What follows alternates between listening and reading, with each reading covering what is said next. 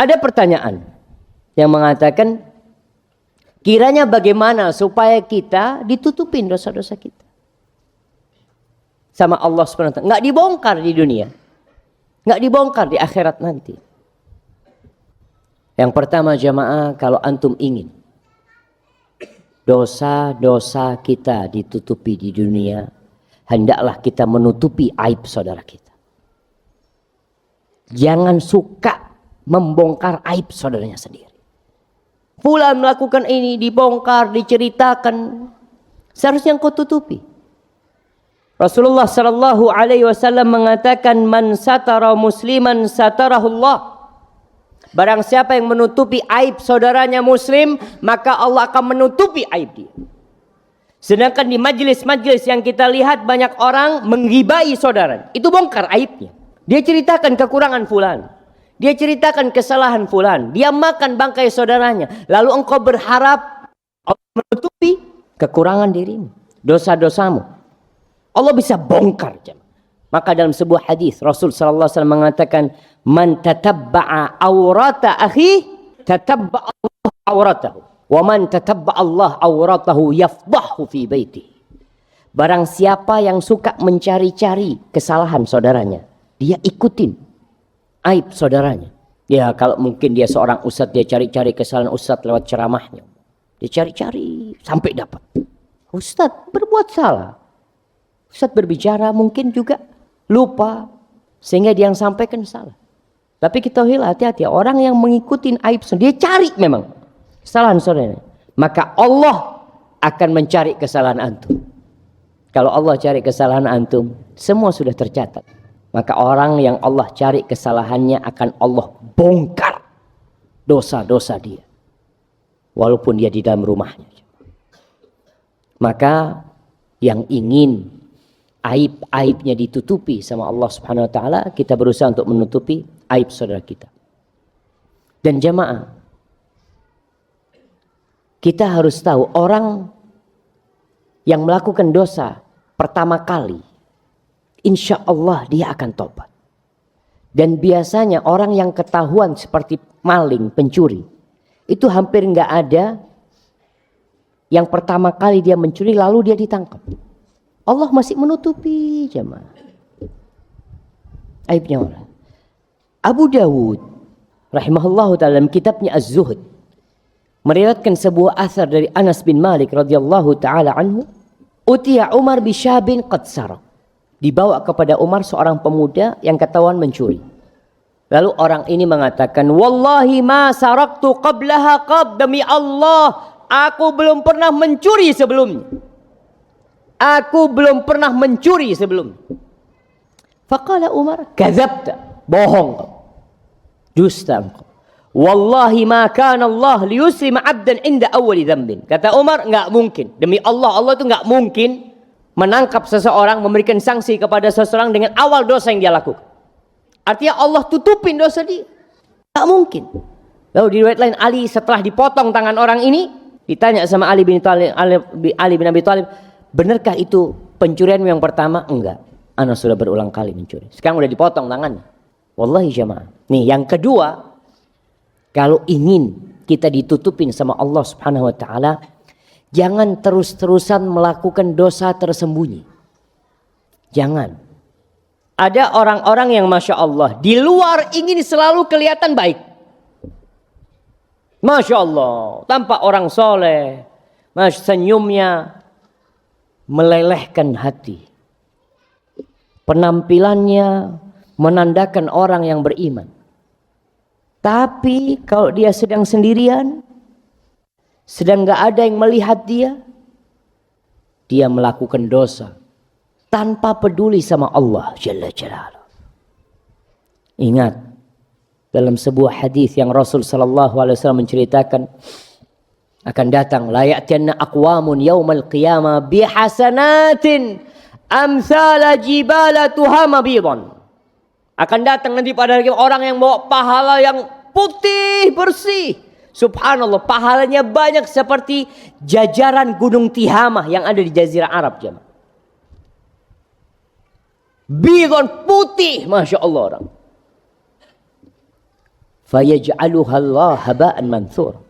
Lalu Allah jadikan debu yang berterbangan. Itu para sahabat takut.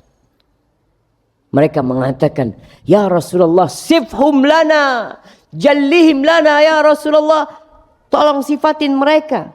Siapa sih mereka? Tunjukkan kepada kami supaya kami nggak jadi seperti mereka.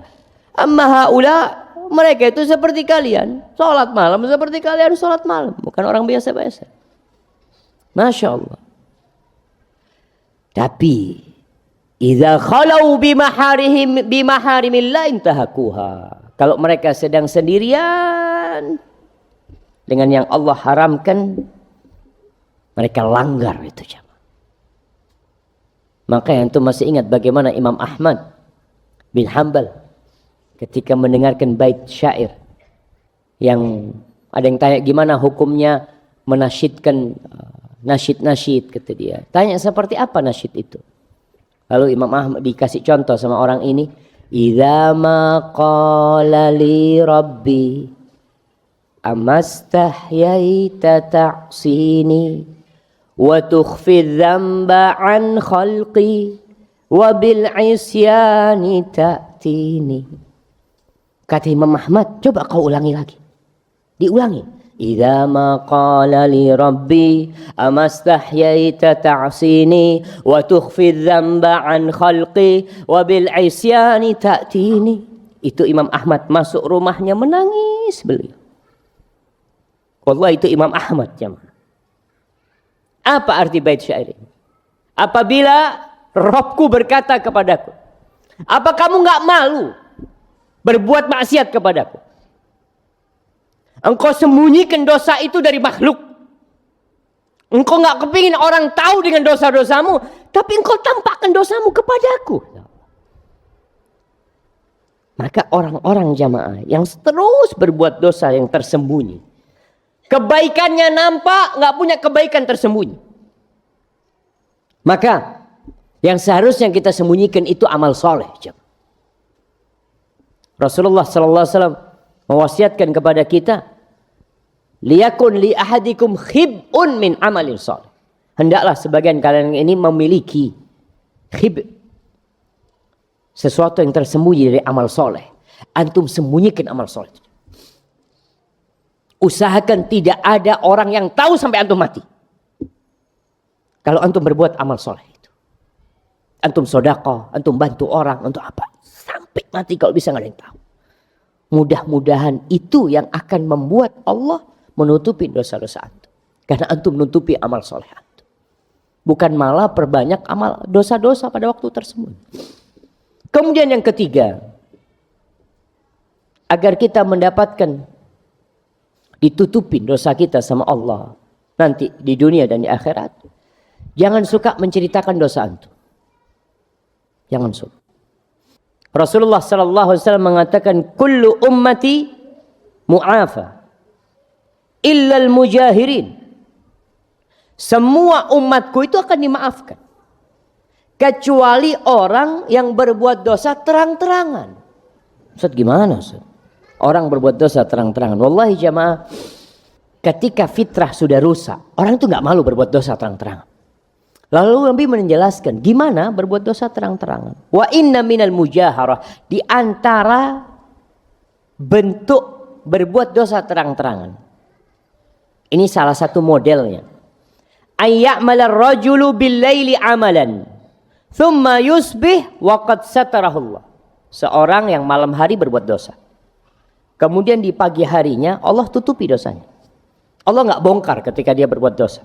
Fayaqul, lalu dia cerita sama sahibnya pagi hari, ya fulan amiltul bariha kada wa kada. Dia mengatakan, oh aku telah melakukan dosa ini tadi malam. Na'udzubillah.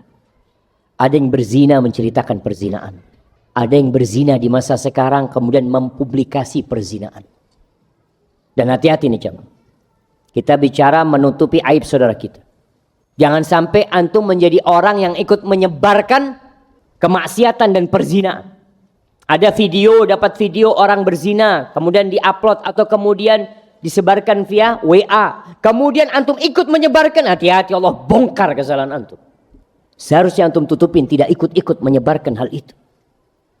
Kalau antum benar memang ingin menegakkan amar ma'ruf nahi mungkar, antum datang bawa itu, sampaikan kepada kepolisian atau datang kepada orang yang berikan nasihat.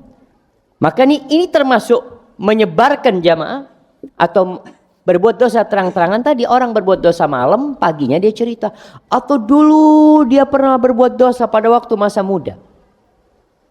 Kemudian dia ceritakan dengan bangga seperti ini, seperti itu. Tapi kalau dia cerita demi untuk mendapatkan solusi dan tobat, nggak apa-apa. Seperti cerita orang yang membunuh 100 orang, yang membunuh 99 orang, lalu dilengkapi dengan 100. Dia mengatakan, inni qataltu mi'ata nafsin. Dia cerita, saya telah membunuh 100 orang. Bukan untuk membanggakan dosanya, bukan. Dia bertanya, hali min taubah. Kira-kira masih bisa nggak aku tobat? Tapi kalau menceritakan dosa bukan untuk taubat, maka kita lihat nih, orang ini mengatakan, aku melakukan ini dan itu. Waqad bata yasturuhu rabbuh wa yusbih yakshifu sitrallah anhu. Rawahul Bukhari dan Muslim. Malam hari berbuat dosa ditutupi sama Allah, nggak ada yang tahu, malah dia ceritakan jamaah. Dia ceritakan. Dia yang membongkar tirai yang Allah berikan kepada dia untuk menutupi dosa-dosa dia. Kemudian ada orang yang suka kemaksiatan tersebar. Dia suka. Innal ladzina yuhibbuna an tashi'al fahisha. Dia suka. Artinya ya model orang-orang munafikin jamaah. Yang ikut serta, bukan ikut serta, dia ini hanya suka saja. Ketika terjadi umpamanya kemaksiatan, dia lihat oh di sini ada lokalisasi, hatinya itu suka, maka Allah sudah murka sama dia. Allah akan bongkar aib-aib. Maka jamaah, hadis qudsi yang baru saja kita baca itu berkaitan dengan dosa yang sama Allah. Tapi kalau kaitannya dengan makhluk beda lagi.